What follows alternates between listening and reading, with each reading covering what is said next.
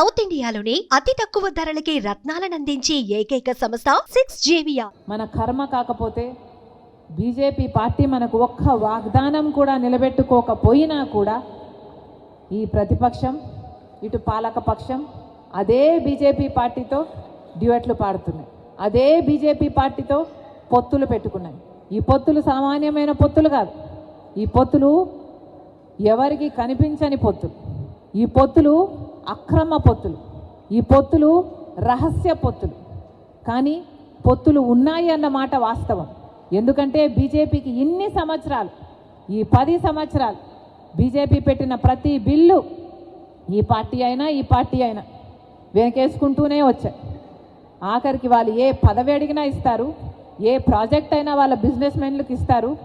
ఆఖరికి చూస్తే మణిపూర్ ఘటనలో కూడా క్రైస్తవులను చంపేస్తున్నా, కోసేస్తున్నా, మెడలు కోసేస్తున్నా కూడా జగనన్న గారు క్రైస్తవుడు అయ్యుండి కూడా మణిపూర్ ఘటనలో ఒక్కసారైనా బీజేపీ పార్టీని ఎదిరించలేరు అంటే ఇక ఇది బానిసత్వం కాకపోతే ఇక ఏమిటి అని అడుగుతున్నాం. ఎందుకు మీరు ఇంతగా ఊడిగలు చేస్తున్నారు బీజేపీ పార్టీకి?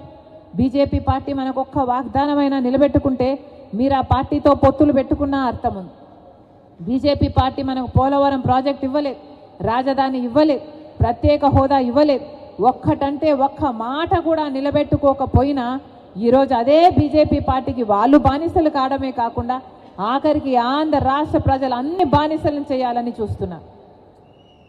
అందుకే చెప్తున్నాం, ఈరోజు కాంగ్రెస్ పార్టీ ప్రతి నాయకుడు, ప్రతి కార్యకర్త ప్రజల్లోకి తీసుకువెళ్లాల్సిన విషయం బీజేపీ పార్టీతో వైసీపీకి, తెలుగుదేశం పార్టీకి ఉన్న అక్రమ పొత్తుల గురించి. బీజేపీ అంటే రాష్ట్రంలో, కేంద్రంలో, దేశంలో బీజేపీ అంటే బీజేపీ పార్టీ ఏమో కానీ మన రాష్ట్రంలో మాత్రం బీజేపీ అంటే బాబు, జగన్, పవన్. బి అంటే బాబు, జే అంటే జగన్, పి అంటే పవన్. మన రాష్ట్రంలో మాత్రం బీజేపీ ఎక్కడో లేదు, వీళ్ళ అవసరమే లేదు. ఎందుకంటే బీజేపీయే వీళ్ళు బీజేపీలో ఉన్నారు. జగనన్న గారు బీజేపీలో ఉన్నారు, చంద్రబాబు గారు బీజేపీలోనే ఉన్నారు, జనసేన పవన్ కళ్యాణ్ గారు కూడా బీజేపీలోనే ఉన్నారు. మనం ప్రజల్లోకి ఈ విషయం గట్టిగా తీసుకువెళ్ళాలి.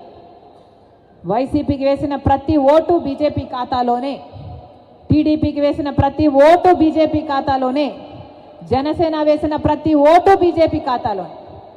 ప్రజలు తేల్చుకోవాలి ఓటు ఎవరికి వేయాలి అని, ప్రజలు తేల్చుకోవాలి.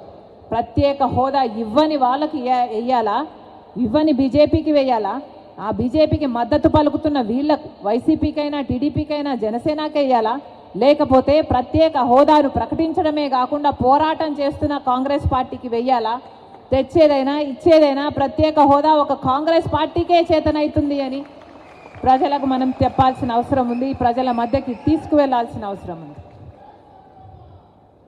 ఎంత దురదృష్టం!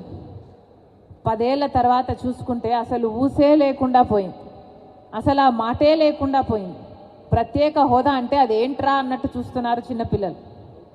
అంటే ప్రత్యేక హోదా అంటే ఇది, ప్రత్యేక హోదా వస్తే మనకు 15 లక్షల కోట్ల రూపాయలు విలువ చేస్తే లాభం వస్తుంది మన రాష్ట్రానికి అని ఎంతమందికి తెలుసు? మన రాష్ట్రంలో అసలు ఊసే లేకుండా పోయింది.